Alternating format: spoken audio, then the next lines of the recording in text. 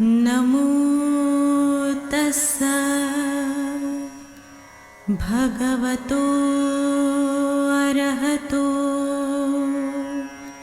सम्मा संबुद्धस्सा।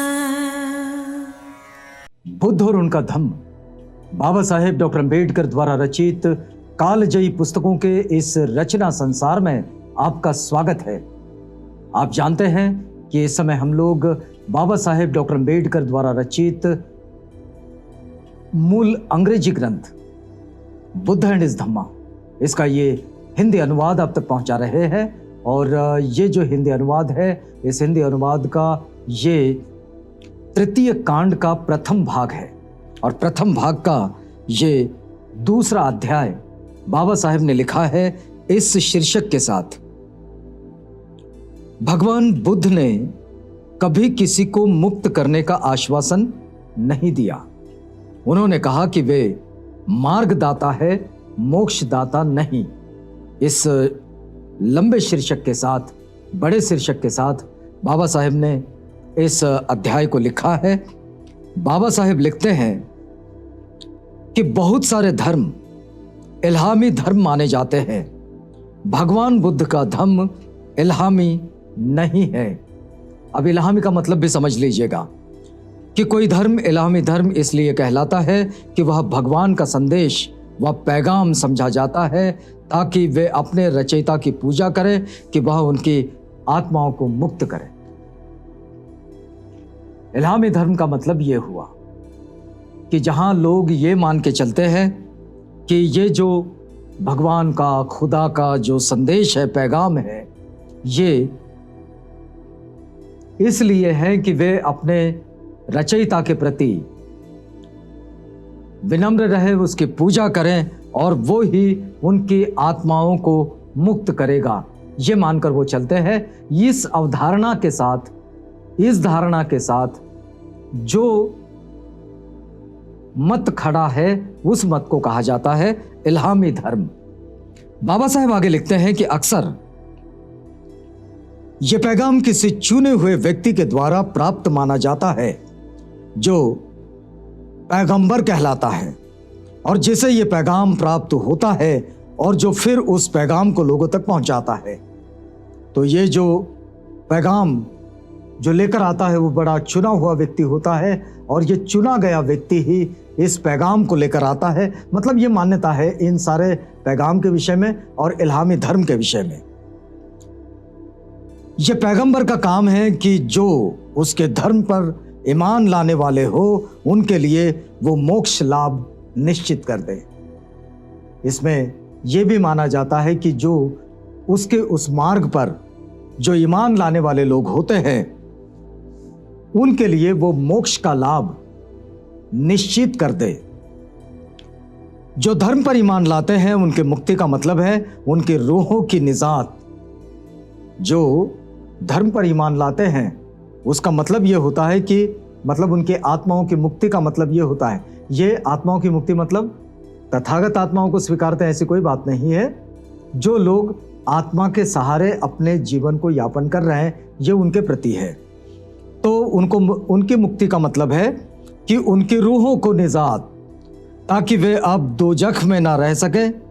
लेकिन उसके लिए एक शर्त है कि उन्हें खुदा के हुक्मों की तामील करनी होगी और यह स्वीकार करना होगा कि पैगंबर खुदा का पैगंबर है, यानी कि पैगाम्बर जो पैगाम लेकर आया है वो। बुद्ध ने, बाबा साहेब लिखते हैं कि बुद्ध ने कभी भी अपने को खुदा का पैगाम्बर होने का दावा नहीं किया। बुद्ध ने यह कभी नहीं कहा कि वे खुदा के पैगंबर है। यदि कभी किसी ने ऐसा समझा तो भगवान बुद्ध ने उसका खंडन किया। दोनों चीजों को समझ लीजिएगा कि भगवान बुद्ध ने कभी इस बात का दावा नहीं किया कि वो किसी खुदा के पैगंबर है, या फिर उन्होंने दूसरी बात जरूर की कि जब कभी उन्हें किसी ने खुदा का पैगंबर कहा तो उन्होंने उसका खंडन किया। अब इससे भी बड़ी महत्वपूर्ण बात है कि भगवान बुद्ध का धम्म एक आविष्कार है, यानी कि डिस्कवरी, एक खोज है। अब इसको खोज कैसे, कि ये वो बात है जो लोग जी तो रहे थे लेकिन उन्हें पता नहीं था कि वो कैसे जी रहे हैं और क्यों जी रहे हैं। तथागत ने उनके जीवन का मतलब उन्हें खोज कर समझाया। उनके निर्माण से लेकर सब चीज, मतलब मनुष्य की या फिर जीव सृष्टि की रचना से लेकर सारी चीजों को उन्होंने एक एक चीज को खोल कर समझाया है और उसे प्रतीत्य समुत्पाद के द्वारा ये समझाकर बताया है, जो कि आधुनिक विज्ञान का भी एक बड़ा महत्वपूर्ण सिद्धांत है। तो देखिए कि बड़ी महत्वपूर्ण बात यह है कि भगवान बुद्ध का धम्म एक आविष्कार है, एक खोज है, और इसलिए ऐसे किसी धर्म से जो इलाहमी कहा जाता है, इसका भेद पूरी तरह स्पष्ट हो जाना चाहिए। बाबा साहेब का यह आग्रह भी है कि अब यह भेद स्पष्ट हो जाना चाहिए कि भगवान बुद्ध का मार्ग और अन्य इलाहमी धर्म, इसमें बड़ा अंतर है। भगवान बुद्ध का धर्म इन अर्थों में एक आविष्कार है या फिर खोज है, क्योंकि यह पृथ्वी पर जो मानवीय जीवन है उसके गंभीर अध्ययन का परिणाम है, और जिन स्वाभाविक प्रवृत्तियों को लेकर आदमी ने जन्म ग्रहण किया है उन्हें पूरी तरह समझ लेने का परिणाम है, और साथ ही उन प्रवृत्तियों का भी जिन्हें आदमी के इतिहास ने जन्म दिया है और जो अब उसके विनाश का कारण बनी हुई है। तो तथागत ने इन चार चीजों को बखूबी समझाया है। बाबा साहब कहते हैं, देखिए पहले तो वे कहते हैं कि भगवान बुद्ध का धम्म इन अर्थों में आविष्कार या खोज है, तो वो अर्थ बता रहे हैं किन अर्थों में है। ये पृथ्वी पर जो मानवीय जीवन है उसके गंभीर अध्ययन का परिणाम। इस पृथ्वी पर जो मानवीय जीवन है उसका तथागत ने बड़ा गंभीर अध्ययन किया और फिर अपना विश्लेषण सामने रखा है, इसलिए ये एक खोज है। दूसरी बात, जिन स्वाभाविक प्रवृत्तियों को लेकर आदमी ने जन्म ग्रहण किया उन्हें पूरी तरह समझ लेने का यह परिणाम है।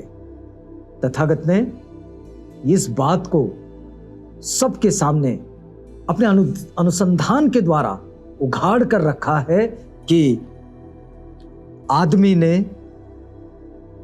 या फिर उसकी स्वाभाविक प्रवृत्तियों ने क्यों और कैसे जन्म ग्रहण किया, यानी कि स्वाभाविक प्रवृत्तियों को लेकर आदमी ने जो जन्म ग्रहण किया उसको पूरी तरह समझ लिया तथागत ने, और फिर समझाकर भी बताया।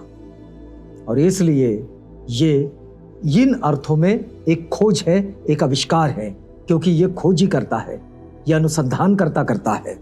फिर तीसरी बात, उन प्रवृत्तियों को भी, वो भी प्रवृत्तियां जिन्हें आदमी के इतिहास ने जन्म दिया, मनुष्यों का जो इतिहास है उस इतिहास ने जिनको जन्म दिया, और जो अब, ये चौथी बात, और जो अब उसके विनाश का कारण बन गई है।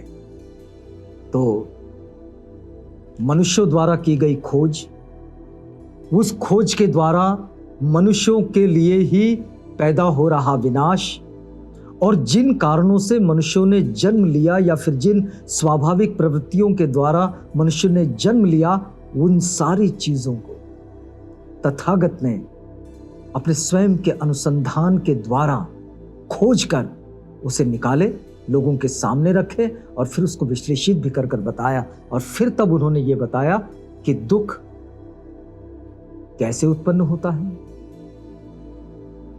तृष्णा उसका मूल कारण कैसे है, और तृष्णा को शांत करने के लिए मनुष्य को क्या उपाय योजना करनी चाहिए कि फिर नए सिरे से दुख का जन्म ही ना हो।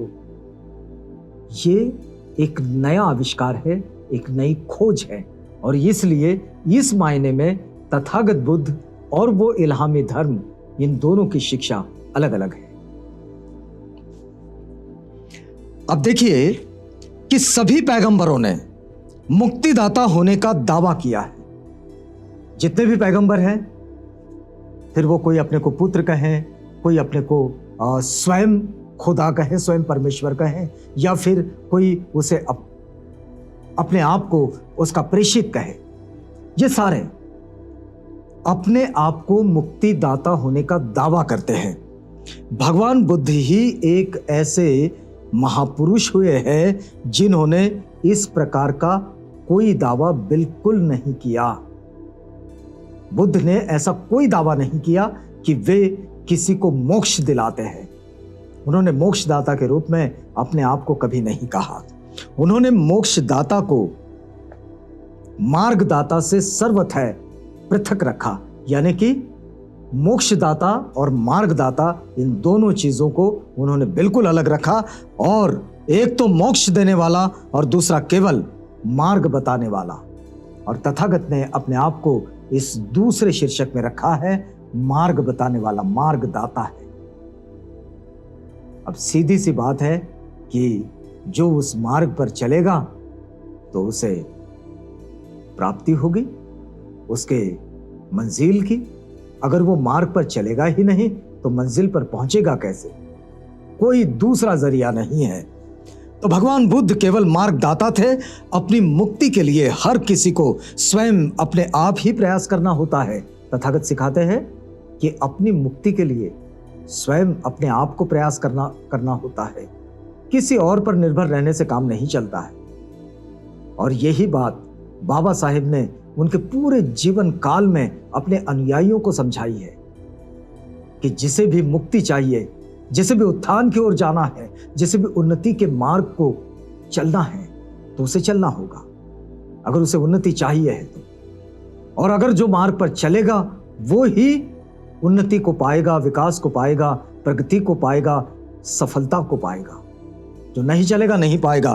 तो तथागत कहते हैं कि मुक्ति के लिए हर किसी को स्वयं अपने आप ही प्रयास करना होगा। उन्होंने एक सुत्त में मुगलान को यह बात सर्वथा स्पष्ट कर दी थी। मुगलान जो है उनको यह बात बिल्कुल स्पष्ट कर दी थी कि इसमें किसी तरह का कोई दो मत नहीं है। अगर मार्ग पर चलोगे तो मुक्ति पाओगे, लेकिन हर किसी को अपनी मुक्ति के लिए स्वयं ही प्रयास करने होंगे। किसी पर निर्भर रहने से काम नहीं चलेगा। और इसलिए बौद्धों की सीख में एक बड़ा अच्छा श्लोगन है, आत्मदीप भव। स्वयं का आधार स्वयं बनो, स्वयं के दीपक स्वयं बनो। ये जो स्वयं प्रकाशित होने वाली जो बात है, यही बात तथागत सिखाते हैं। वो किसी के सहारे उंगली पकड़कर चलने वाली बात नहीं सिखाते। और यही बात के कारण तथागत बुद्ध पूरी दुनिया में एक गुरु के रूप में स्वीकारे जाते हैं, एक मार्गदाता के रूप में स्वीकारे जाते हैं। और लोग उनकी सिखाई राह पर अपने आप को धर लेते हैं और जीवन में सफलता को पा लेते हैं। बुद्ध और उनका धम्म की इस बात को और इस पठन पाठन की प्रक्रिया को आगे बढ़ाएंगे, लेकिन यहां हमें रुकना होगा क्योंकि ये वक्त पूरा होता है। तो रुकते हैं इस वादे के साथ कि कल आपसे पुनः भेंट होगी जब हम इसी बात में आगे बढ़ेंगे। तो तब तक के लिए हमें इजाजत दीजिएगा।